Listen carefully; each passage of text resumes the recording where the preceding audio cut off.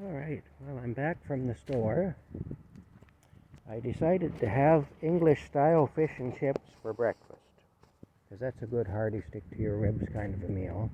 And I think I actually am going to go to work today. It looks like it anyway. The weather looks like it's going to be okay for working.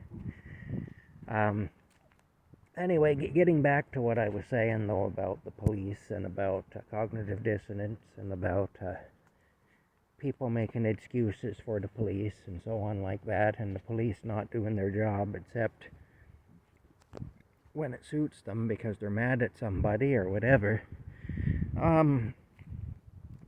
There is another side to that, and that has to do with police funding, which actually disincentivizes the police from doing a good job. Funding tends to go to problem areas. Like most things in life, we tend to throw money at issues and problems. So if the police do a good job and they actually reduce the crime rate in an area to the point where it's fairly insignificant, they'll never reduce it completely. There's always going to be crime, but if they can reduce it to the point where it isn't a huge issue in that area, like maybe it has been in the past, what happens is they get less funding, because then that area is said to be, not a problem area. So why do we need to fund police? Really, we don't need to do that. This is what they say. Well, the issue with that is that if they do their job properly and they actually do reduce crime in an area, then there needs to be ongoing funding to maintain that. I mean, look, if I buy an old Victorian house or an old car, something that's not in very good shape, and I fix it up, and I put some time and money and effort and work into it, and I fix it up, that's not the end of it. There has to be ongoing maintenance in order to maintain what I've done.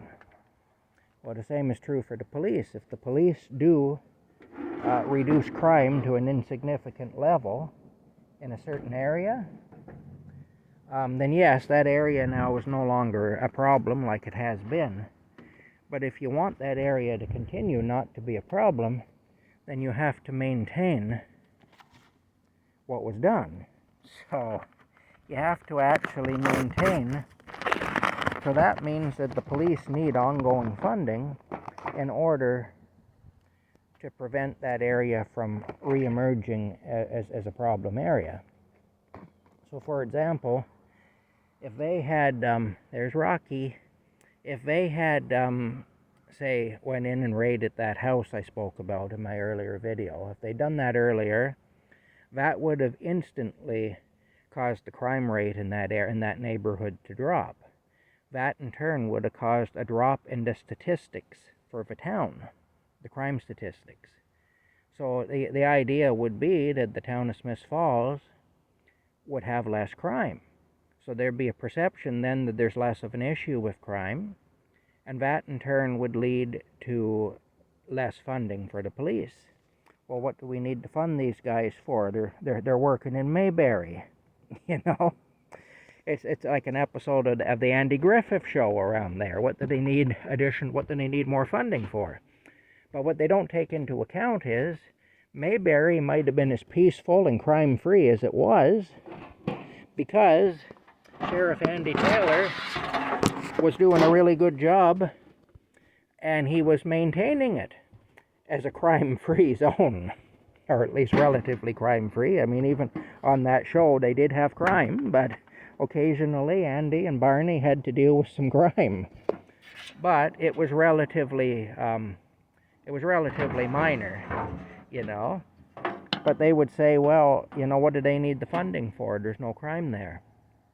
And they give all the funding to the neighboring towns. So they'd say, well, Spoonerville is a crime-ridden area, and it's 10 miles down the road from Mayberry. We'll give Spoonerville the additional funding to deal with their crime problem. In the meantime, it disincentivizes. Why would you do a good job for less money? So that's the other side of it, too. I mean, we can blame the police, and the police are definitely ego-driven, and that isn't right. And the police are often not motivated by the right things. And the police are corrupt. There's a lot of crime even being committed by police officers and stuff. And there's police officers protecting and upholding criminals because it suits them to do so for various reasons. And all of that is wrong. And that's where accountability needs to come in. And, that's not right. But at the same time, there's a certain disincentive to the police to be dealing with crime.